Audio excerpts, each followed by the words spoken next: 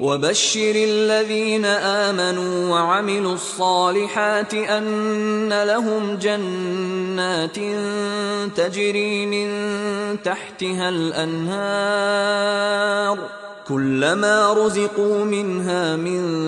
ثمرة رزقا قالوا هذا الذي رزقنا من قبل وأتوا به متشابها ولهم فيها أزواج مطهرة وهم فيها خالدون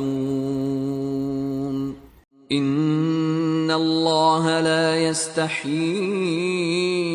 أن يضرب مثلا ما بعوضة فما فوقها فأما الذين آمنوا فيعلمون أنه الحق من ربهم وأما الذين كفروا فيقولون ماذا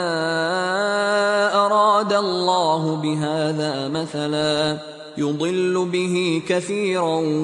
ويهدي به كثيرا وما يضل به إلا الفاسقين الذين ينقضون عهد الله من بعد ميثاقه ويقطعون ما أمر الله به أن يوصل ويفسدون في الأرض أولئك هم الخاسرون كيف تكفرون بالله وكنتم أمواتا فأحياكم ثم يميتكم ثم يحييكم ثم إليه ترجعون هو الذي خلق لكم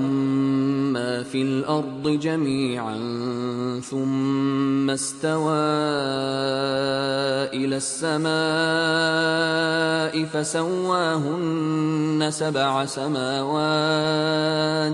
وهو بكل شيء عليم